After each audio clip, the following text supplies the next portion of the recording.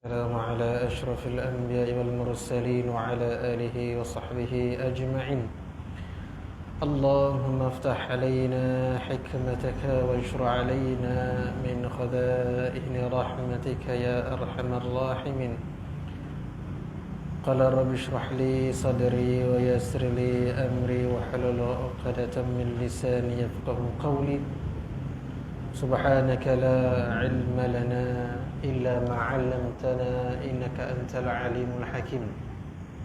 وصلى الله على خير خلقه سيدنا مولانا محمد النبي وعلى آله وصحبه أجمعين إلى حضرة النبي محمد المصطفى رسول الله صلى الله تعالى عليه وسلم وآله وصحبه الكرام ومشايخنا الفاتحة. أعوذ بالله من الشيطان الرجيم. بسم الله الرحمن الرحيم. الحمد لله رب العالمين الرحمن الرحيم مالك يوم الدين. إياك نعبد وإياك نستعين. اهدنا الصراط المستقيم صراط الذين أنعمت عليهم غير المغضوب عليهم ولا الضالين آمين. السلام عليكم ورحمة الله تعالى وبركاته. Khabar semua sihat? Ramai cuti hari ni ya. Baik, insyaAllah kita sambung kusuat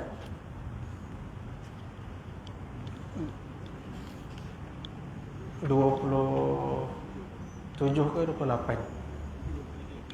27 baru nak masuk ya. Baik, bismillahirrahmanirrahim.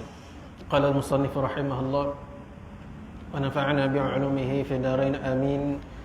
Sifat ya, jadi apa itu sifat? Artinya tiap-tiap suatu yang berdiri di atas zat. Sifat ialah tiap-tiap suatu yang berada ataupun yang berdiri pada zat atau di atas zat. Itu dia sifat. Zat tu kita tak boleh nak kata apa, nak nampak. Yang kita nampak itu adalah sifat-sifat. Yang kita nampak semuanya adalah dia punya ciri-ciri, sifat-sifat. Jadi sifat itu dia berdiri di atas zat. Zat itu kita boleh rasalah. Yang kita nampak semua itu sifat, tetapi sifat yang berada, yang melekat pada zat ya. Jadi contoh seperti kudrat, maknanya sifat kuasa Allah Ta'ala, ataupun iradah, berkehendak, ataupun hayat.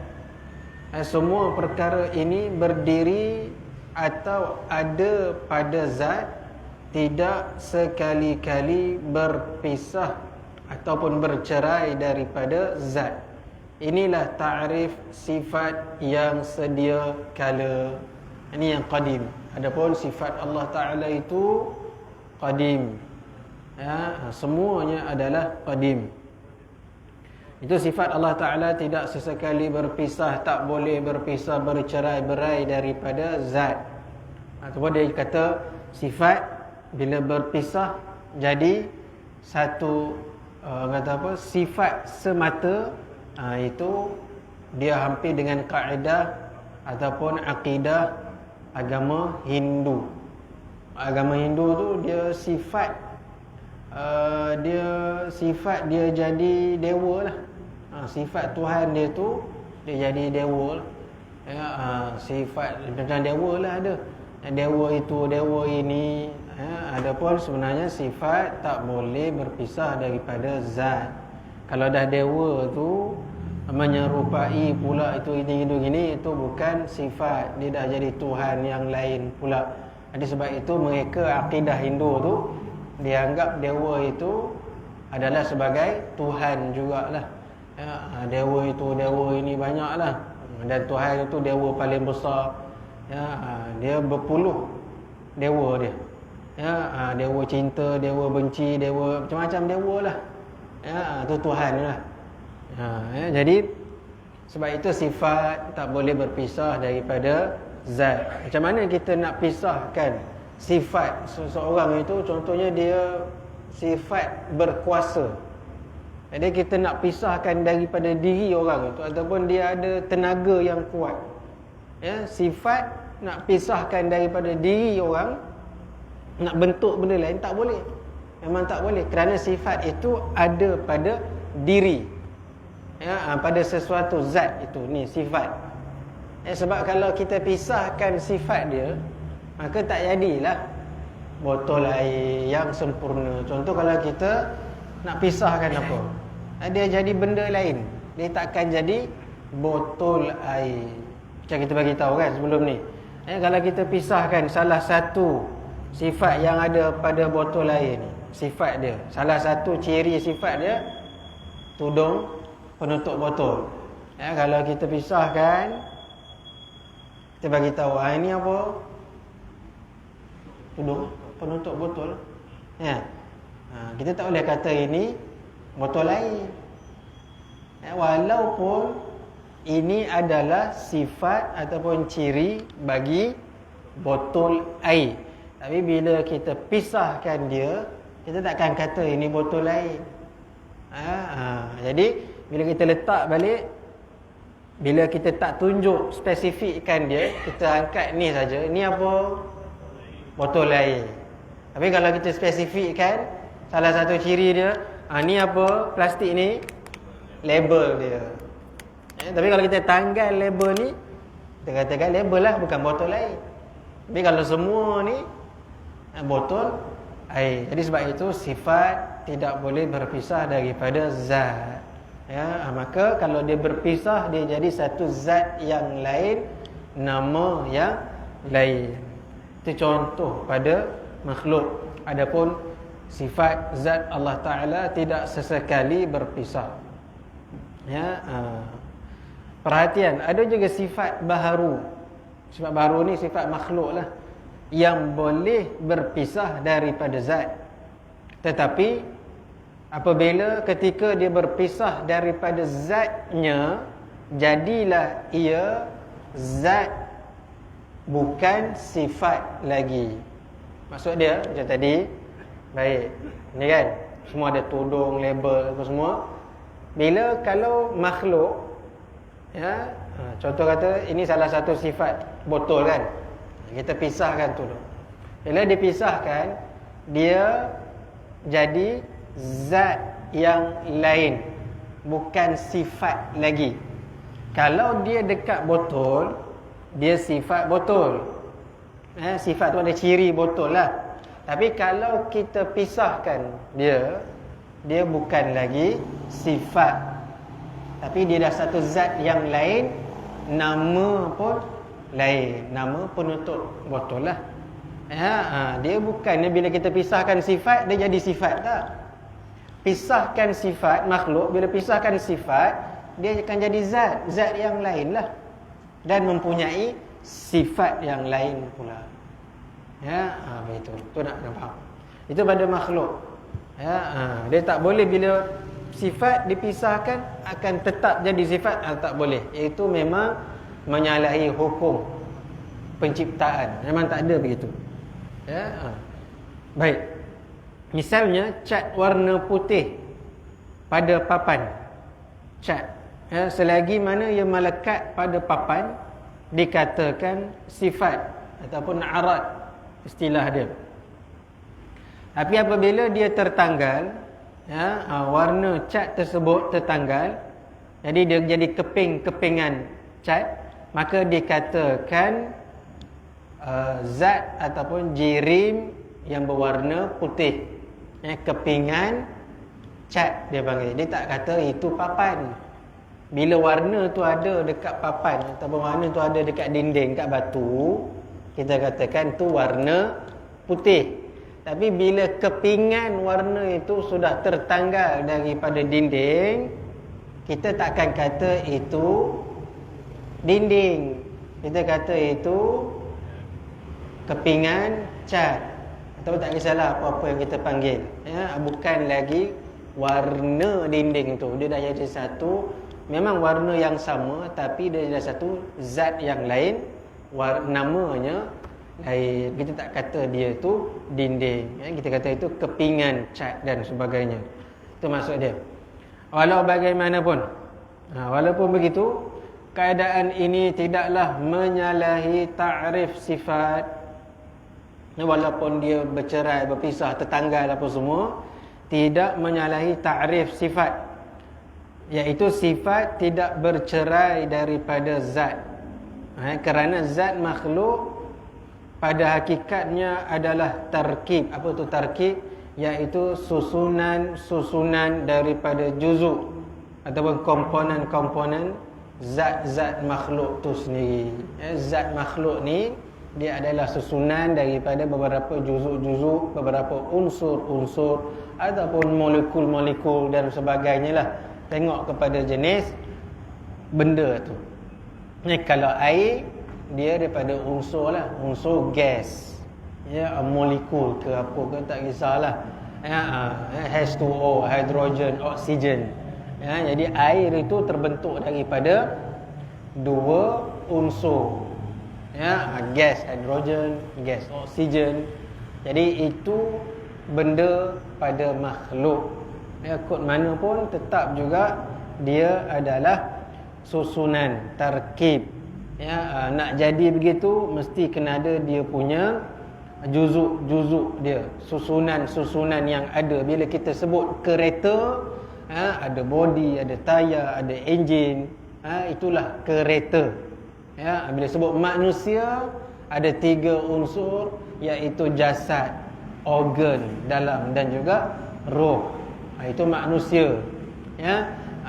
Kalau jasad dan organ saja, roh tak ada, orang panggil apa?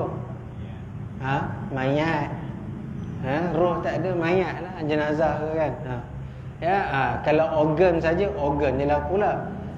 Kalau kepala dengan organ je, penanggal. Dah sudah, hantu pula. Kepala dengan organ je, penanggal. Itu lain lah pula. Tetap juga dia berunsur. Maknanya terdiri daripada beberapa susunan, juzuk-juzuk, unsur-unsur. Itu pada zat makhluk yang kita dah bincangkan sebelum ni. Ada jirim, ada jisim, ada jauhar. Kalau ingatlah, jirim, jisim, jauhar. Baik. Jadi faham situ setakat ni? Jelas Ada yang tak faham? Jelas. Adapun sifat Allah Ta'ala tidaklah seperti makhluk. Laisa kamithlihi syai'.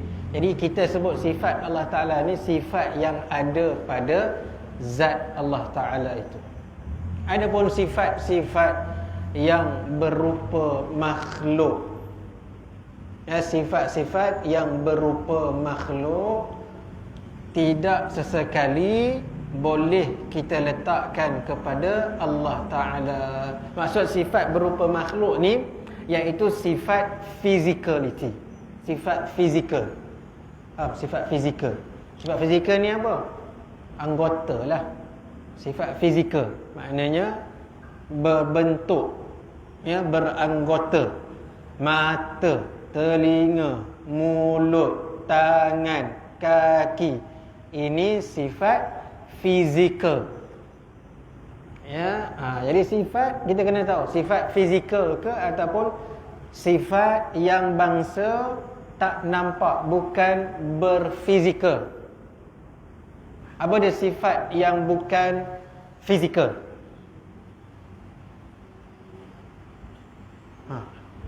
Kalau mata ni, biji mata ni sifat fizikal, berbentuk fizikal. Telinga, ini fizikal. Tangan, fizikal. Baik, apa dia sifat yang bukan berbentuk fizikal? Dengar. Mendengar sifat, tapi bukan fizikal. Sebab telinga ni fizikal. Adapun sifat mendengar bukan fizikal. Ini yang gagal kadang-kadang difahami oleh sebahagian golongan. Ya, adapun Allah Taala sebut yadullah fawqa aidi, banyak kali dah ulama dah menjawab, letih dah lebih 1000 tahun dah, masih lagi tak faham bahasa. Puak-puak ni lah tak faham bahasa. Ya, itu adalah ayat-ayat mutasyabihat, ataupun kita katakan ya, hanya Allah Ta'ala saja yang tahu. Allah Ta'ala menggunakan perkataan kalimah tersebut di dalam ayat-ayatnya, ya, bukan bermaksud zahir itu. Ya, jadi nak kena faham elok-elok. Walaupun Allah Ta'ala sebut perkataan yadullah fawqa aidihim, tangan Allah di atas tangan-tangan mereka, takkan nak ambil makna zahir begitu je. Tangan Allah atas tangan-tangan mereka, ambil makna zahir begitu. Bila ambil makna zahir begitu, bermaksud tangan tu fizikal lah. Ya? Kalau tak sama pun, tangan tu sendiri Allah ciptakan hanya pada makhluk, bukan pada zatnya Allah Ta'ala. Sebab itu Allah Ta'ala sebut daripada ayat-ayat kami ada muhkamat dan mutasyabihat. Muhkamat tu jelas, nyata hukumnya, ya, terang, tak perlu lagi kita nak takwil ke, nak apa-apa, tak perlu. Tapi mutasyabihat, iaitu ayat yang kesamaran maknanya jika diambil secara zahir. Bila ambil zahir, tangan Allah zahir semata-mata, itu maknanya itu dah bawa kepada memakhlukkan Tuhan. Ya, jadi sebab itu ulama kata, ya, yadullahu fawqa aidihim, ya, serahlah pada Allah Ta'ala. Yang maknanya yang sebenar itu ulama salaf. Ya, dia tak ada kata ya betul Allah ada tangan tapi tak sama dengan tangan makhluk, tak ada. Itu bukan pegangan akidah ulama salaf. Itu bukan pegangan akidah sahabat, apatah lagi akidah yang dibawa oleh Nabi sallallahu alaihi wasallam. Ya, mereka faham. Jadi mereka tak perlu hurai. Faham dah, itu adalah balaghah, bahasa. Faham dah tu. Maknanya ada bahasa Al-Quran itu adalah bahasa balaghah, bahasa kiasan. Menggunakan beberapa perkara, macam kita ada peribahasa, ada simpulan bahasa, ya, ada bahasa kiasan, ada majaz, ya, itu bahasa kiasan. Kita pun ada bahasa Melayu. Ya, kalau kita faham ambil zahir, ya, saya nak menggenggam dunia. Kalau faham zahir, genggam pakai apa? Tangan. Atau boleh genggam dunia pakai tangan? Mana boleh? Nak genggam dunia pakai tangan macam mana? Maksud dia nak menguasai dunia. Samalah. Itu bahasa je, perumpamaan. Menggunakan satu contoh itu, takkan tak faham. Takkan nak kena fikir lagi. Kan kalau seseorang tu dia berucap dekat depan, saya akan menggenggam dunia. Genggam. Genggam pakai tangan lah. Dah tu tak ke menunjukkan kejahilan. Bahasa kasar sikit, menunjukkan kebodohan. Tu kasar sikit lah. Kalau bercakap orang biasa, saya nak genggam dunia, semua faham. Maknanya dia ni nak tawan dunia, contoh. So tak ada masalah pun. Takkan itu pun tak faham. Ini masalah puak-puak situlah. Jadi bila sahabat mendengar ayat yadullahu fawqa aidihim, dah faham lah, maknanya tangan Allah atas tangan mereka, maksudnya kekuasaan Allah mengatasi mereka itu. Benda mudah nak faham. Kaedah bahasa digunakan, bahasa itu Al-Quran. Al-Quran itu tinggi. Jadi bahasanya itu tinggilah, menunjukkan bahawa bahasa Al-Quran itu sangat indah, cantik. Dalam itu penuh dengan bunga-bunga bahasanya. Ya, sebab itu ada yang direct, ada yang indirect. Ada yang muhkamat dan ada yang mutasyabihat. Bahasa Arab. Takkan Allah Ta'ala nak turunkan satu kitab yang menjadi pegangan, tapi bahasanya bahasa low standard punya bahasa. Akan jadi pertikaian. Tapi ini bahasa kan, jangan jadi pula siapa tu Musailamah, ya, nak turunkan wahyu, lastnya dia buat ayat katak, katak dengan katak, sudah ayat katak pula nak tiru bahasa Al-Quran. Kan tak boleh. Sebab bahasa Al-Quran itu bahasa yang sangat indah, yang tinggi, bunga-bunganya itu kalau orang dengar pun ini bukan bahasa manusia. Jadi tahu bahasa itu. Tapi tidak, wah itu nak juga. Itu duk bergaduh, ulama dah jawab dah.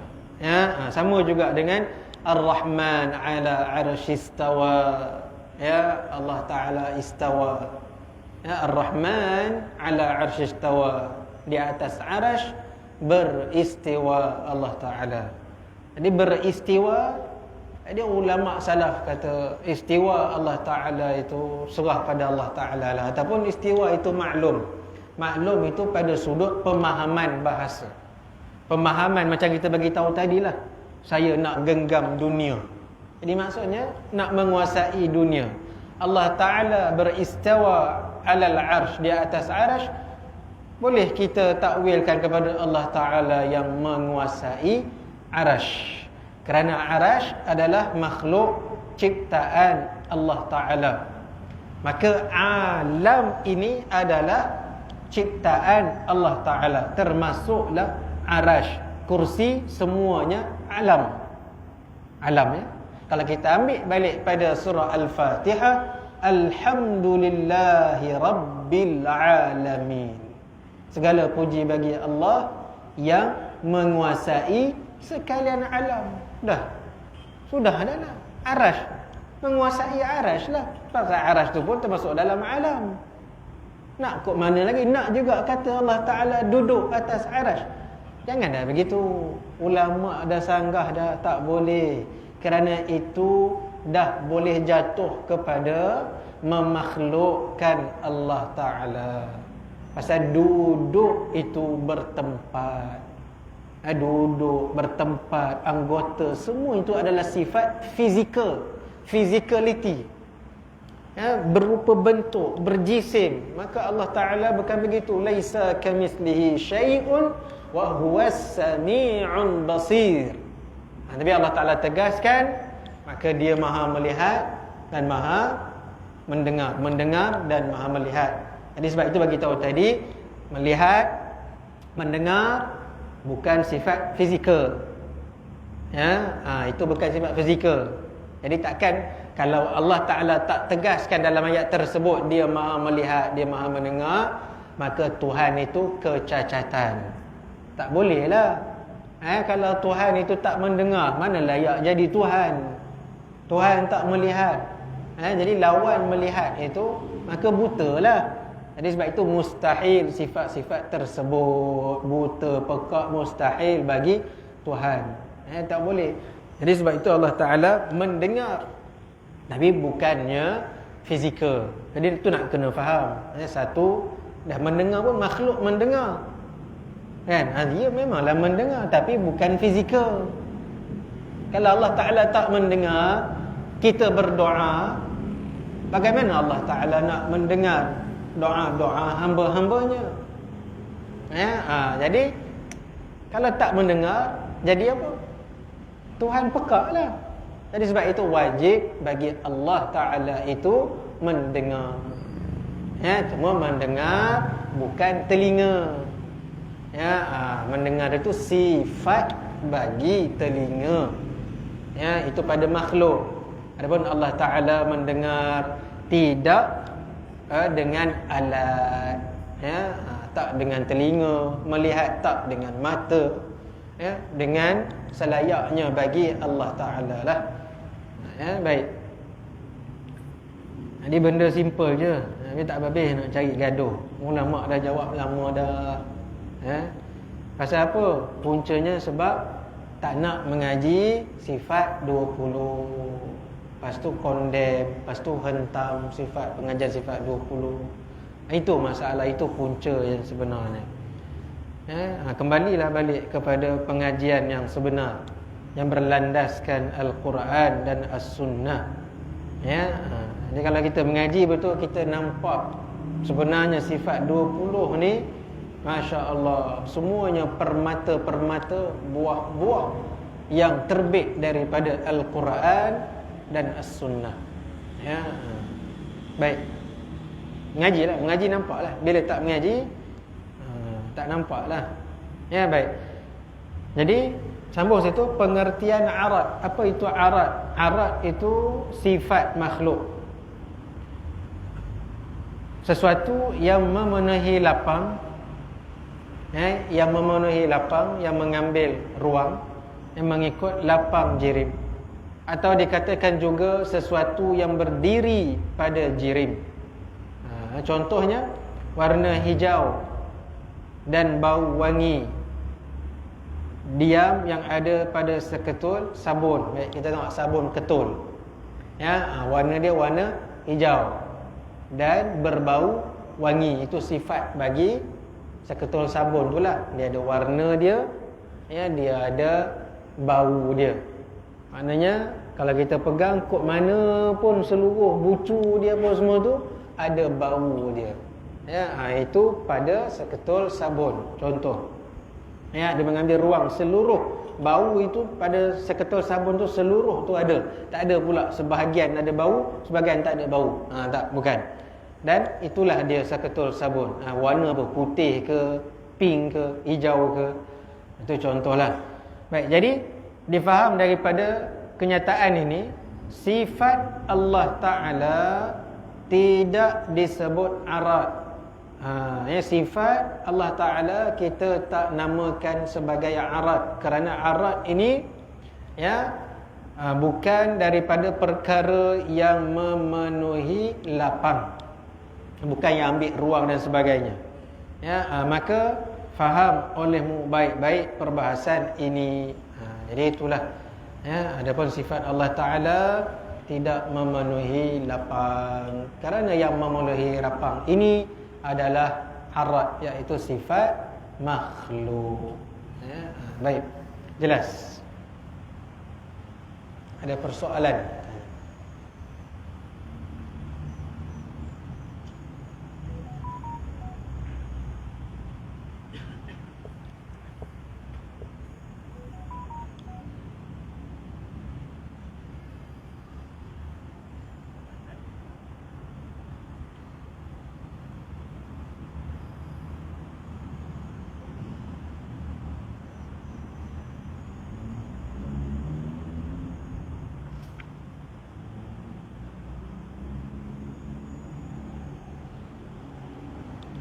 Baik, ada soalan? Tak tahu nak tanya apa.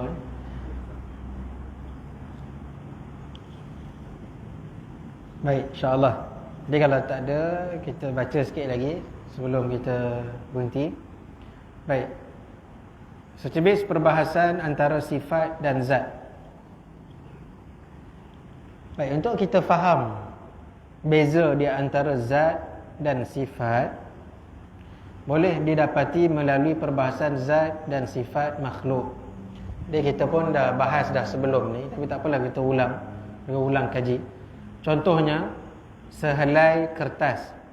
Di kertas tu benda lah, benda tu makhluk. Dia apa-apa yang dapat kita lihat pada kertas itu ialah sifatnya. Apa yang kita nampak pada sehelai kertas tu, semua itu yang kita nampak warna putih, nipis ke, tebal ke, apa semua itu adalah sifat kertas tersebut, sifat dia. Artinya dengan hanya melihat sahaja benda itu, berdasarkan sifat yang ada padanya, jadi lantas kita katakan yang dia itu adalah kertas. Bila kita tengok je kita tahu dah benda tu benda apa. Jadi kita tahulah nama dia apa. Tengok je kita tahu. Ya, maka kemudian cuba kita pegang kertas tu. Jadi kita pegang pula kertas. Ya, kita pejam mata, kita pegang. Kita pegang kan. Kita pegang, kita rasa. Jadi yang dapat kita rasa tu dengan tangan tu, itulah dikatakan zat bagi kertas itu.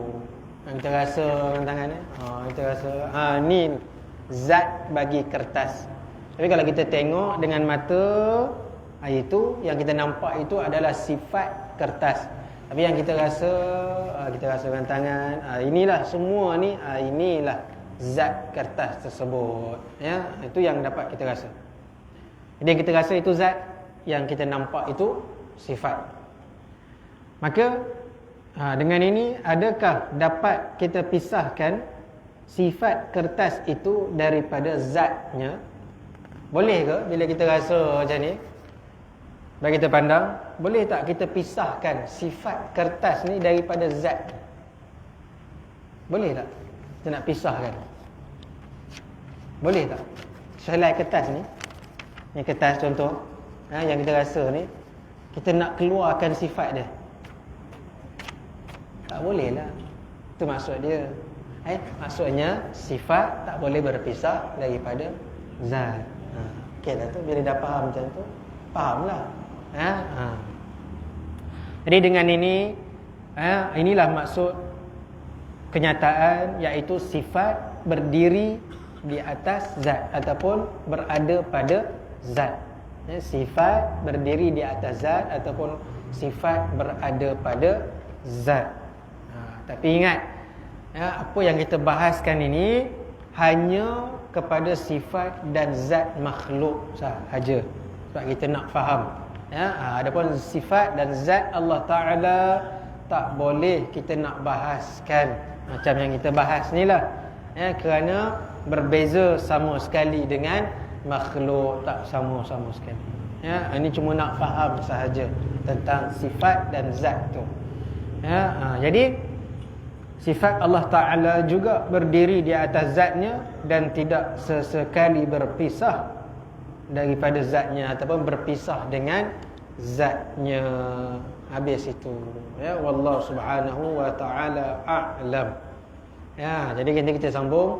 Ulama membahagikan sifat Allah Ta'ala kepada 4 jenis sifat. Sifat Allah Ta'ala terbahagi kepada 4 jenis. Nanti kita akan sambunglah. Subutiyah, adamiyah, wujudiyah, haliyah. Itu jenis-jenis sifat. Baik. Ada soalan sebelum kita berhenti? Apa tu? Baru ni ada pihak telah memetik kisah Ashabul Kahfi telah diceritakan dalam Al-Quran. Soalannya yang pertama, bilakah zaman tersebut berlaku? Kedua, apakah agama yang dianut oleh pemuda-pemuda dalam kisah Al-Kahfi tersebut? Apakah beza agama Nasrani dan Kristian? Adakah perkataan ataupun memang ada beza? Ketiganya, bagaimana yang kita tahu kitab Bible yang ada sekarang ini telah diubah Tuhan dan diseleweng daripada kitab Injil yang asal? Bagaimana pandangan Islam? Ada pihak yang nak menyamakan kisah Ashabul Kahfi dalam Quran itu dengan apa yang terdapat dalam Bible. Sekiranya lah dalam Bible tu ada kisah Al-Kahfi, dia nak samakan pula. Padahal Bible yang ada sekarang telah diubah Tuhan. Mohon pencerahan.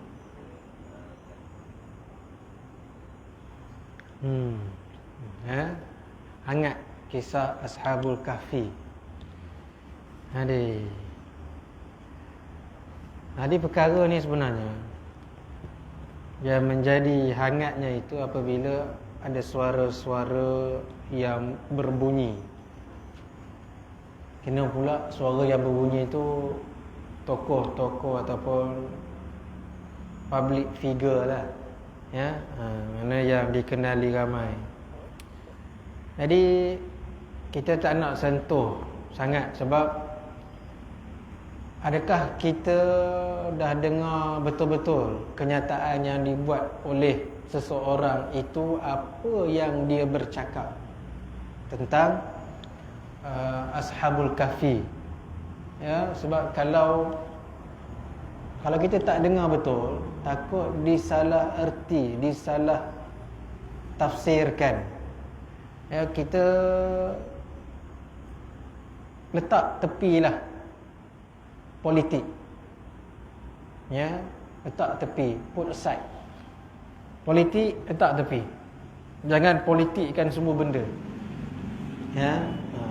Jadi bukan sebab dia itu tokoh besar negara ke, ataupun dia itu tokoh agama ke, bukan masalah itu. Masalah yang pertama, kita kena jujur dalam mendengar kenyataan seseorang. Kita kena dengar betul-betul apa yang dia cakap, barulah kita boleh nak huraikan. Ya, jadi kalau ada sumber-sumber yang sahih, penuh apa yang diucapkan oleh tokoh tersebut, ya, barulah kita boleh nak hukumkan sesuatu itu. Ya, cumanya kalau nak sentuh bab Ashabul Kahfi lah, ya, Ashabul Kahfi mana ada disebut dalam Bible pun. Tidak ada sumber-sumber yang orang kata apa, muktabar daripada Kristian tentang Ashabul Kahfi.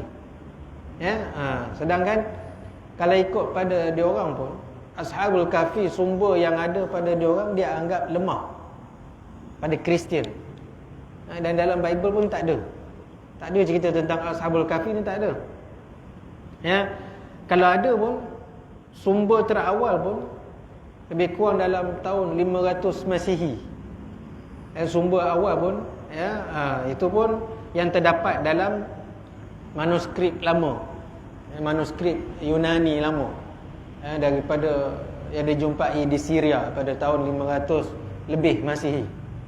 Ya, itu pun orang kata apa, manuskrip itu pun banyak khilaf antara gereja-gereja utama Kristian.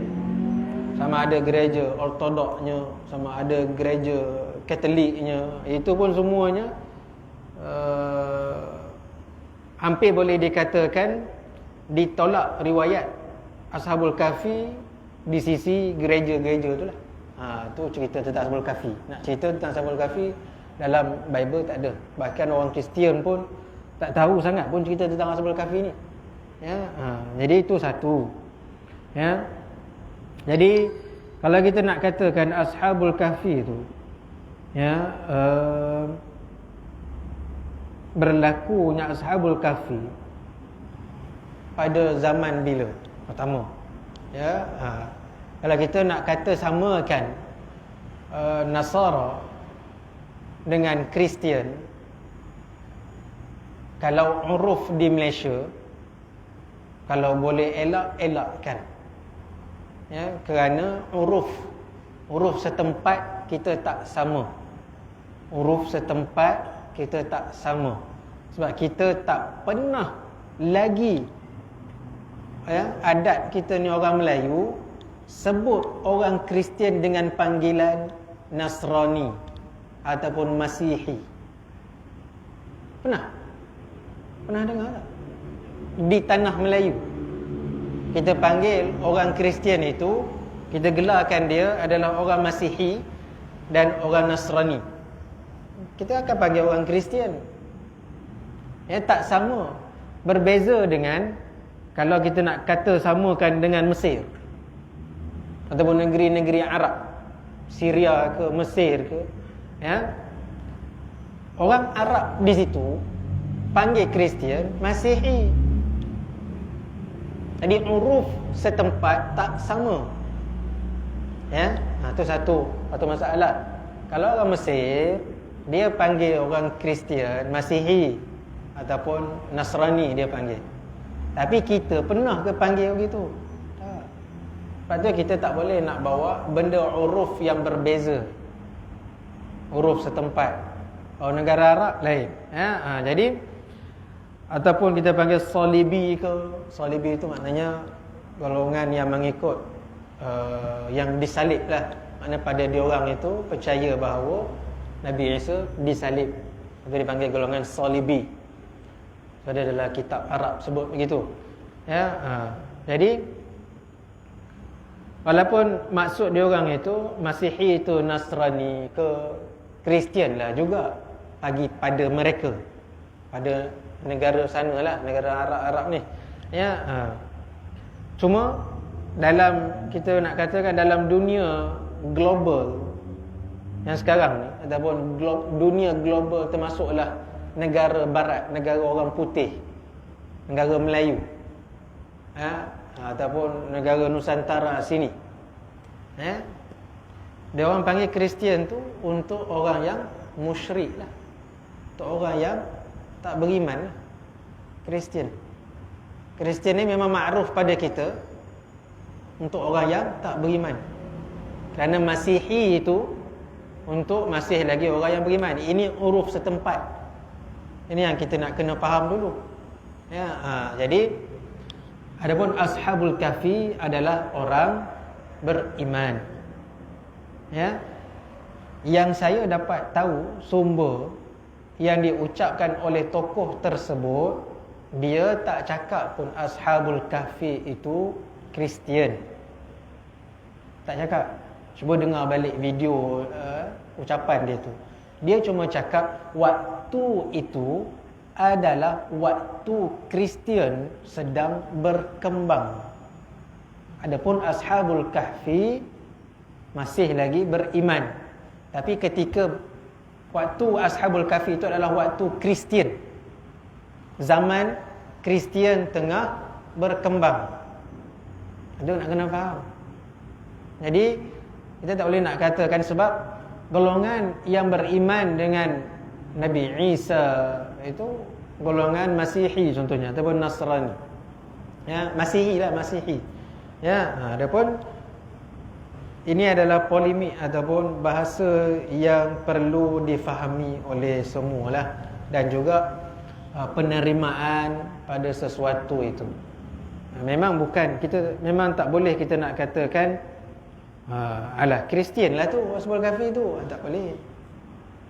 Sebab memang uruf setempat pada kita tak boleh. Kita kena elakkan benda-benda yang mendatangkan keraguan. Kerana memang dunia kita ini uruf pada setempat tak sama. Jadi kalau kita samakan, dia akan jadi buat orang jadi keliru. Sebab maklum pada kita Kristian lah. Kristian lah, maknanya orang yang ikut Bible. Faham? Pada uruf setempat kita ni, Kristian, mereka yang ikut Bible. Adapun Masihi yang ikut Injil. Adakah sama Injil dengan Bible? Sama? Tak sama. Maklum, Injil kitab samawi, kitab untuk orang beriman yang diturunkan kepada Nabi Isa alaihissalam. Bible yang sudah diubah. Sebab itu Bible Kristian, Injil Masihi. Okey, senanglah cerita. Tapi bila kita nak gunakan alah sama, tak boleh. Itulah masalah. Cuma kataan yang diucapkan itu, kalau faham betul, dia tak sebut pun Ashabul Kahfi itu Kristian, tak. Tapi pada zaman yang mana Kristian tengah berkembang, Raja Rom waktu itu nak suruh semua anut Kristian. Adapun Ashabul Kahfi ni lari daripada raja tersebut, tetap beriman dengan Allah Subhanahu wa taala. Itulah ringkasnya.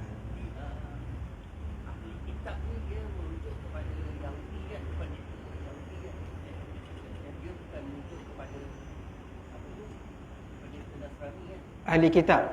Ahli kitab lebih kepada Yahudi lah. Itu pun ada adabnya juga. Kita tak boleh nak kata Nabi Musa agama Yahudi. Tak boleh.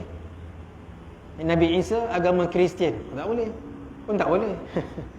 Mukmin. Ya, mukmin. Tak boleh guna istilah-istilah tu yang boleh mendatangkan keraguan.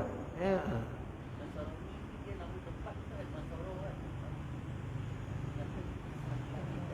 Nasrani satu tempat di Palestin, Nasara. Ya, kalau orang Arab sana pun dia panggil Nazareth. Nazareth. Ya, untuk Nabi Isa punya tu. Ya, tak sebut pun. Itu tempat. Ya, tu kaji lagi lah. Itu je lah.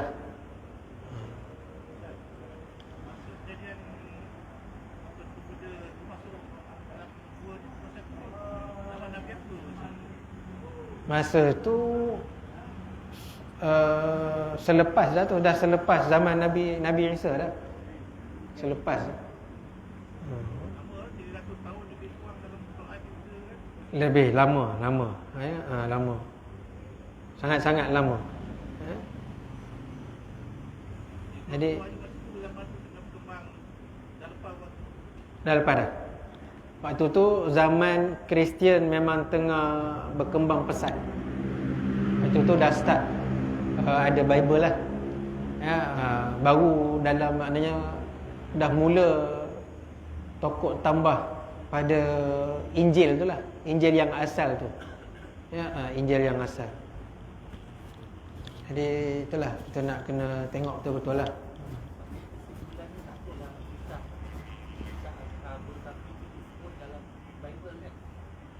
Tak ada. Seven Slippers tu pun tak lain sangat. Ya, lain sangat. Ya. Sebab tu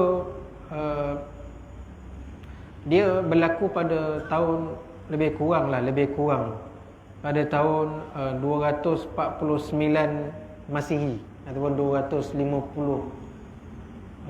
Masihi di zaman tu.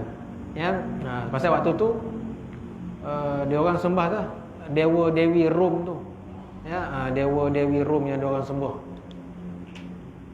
Sebab kalau kita tengok ramai pada waktu itu penganut Masihiyun, kalau dalam kitab sebut Masihiyun ni maknanya pengikut Nabi Isa dibunuh oleh raja. Raja ni memang sangat maharaja ni, antara maharaja yang zalim. Jadi sampaikan yang 7 orang ni ataupun 6 ke 7 ke Ashabul Kahfi ni ya diugut bunuh kalau mereka tak beriman dengan agama baru ni, Rom ni. Ya, jadi sebab tu mereka nak selamatkan diri, mereka larilah.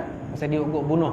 Kalau tak lucutkan iman dia orang tu, dia orang akan dibunuh. Jadi dia orang lari, Allah tidurkan di dalam gua lebih kurang selama 309 tahun dan dijumpai pada tahun ke-5 Masihi. Letak sejarah tu, tahun ke-5 Masihi. Dijumpai tahun ke-5 Masihi. Maknanya berlaku tu dalam 249, 291 Masihi. Jadi kalau kita boleh cek balik rentetan kisahnya itu, boleh tahulah siapa rajanya waktu itu dan semualah, boleh bacalah. Ya. Sebab kalau zaman yang ke-5 Masihi itu zaman itulah masih lagi zaman kerajaan Rom. Ya, yang dijumpai itu masih lagi zaman kerajaan Rom pada tahun ke-5 Masihi oleh siapa nama raja tu? Lupalah. Bagus kan? Dia bermula dengan huruf T. Tio nak sebut pun tak reti lah. Theodosius, lebih kurang lah. Cubalah cek Google. Ya, Theodosius the Younger. Itu dia punya panggilan raja Rom waktu itu. Ya, Theodosius the Younger. Wallahu a'lam. Tengoklah. Boleh cek balik. Itu kisah dia lah. Ya.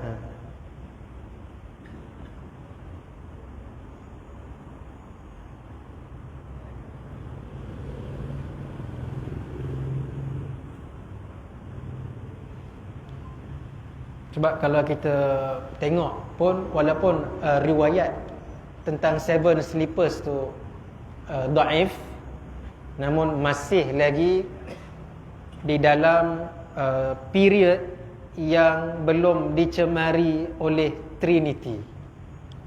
Ya, belum lagi. Pasal dia baru tengah nak berkembang. Satu tu. Jelas. Ya, Is it clear? Baik, insya-Allah kita tak apa, kita berhenti kat sini dulu. Allah Subhanahu wa taala a'lam. A'udzu billahi minasyaitonir rajim. Bismillahirrahmanirrahim. Alhamdulillahirabbil alamin wassalatu wassalamu ala asyrafil anbiya'i wal mursalin wa ala alihi wa sahbihi ajma'in.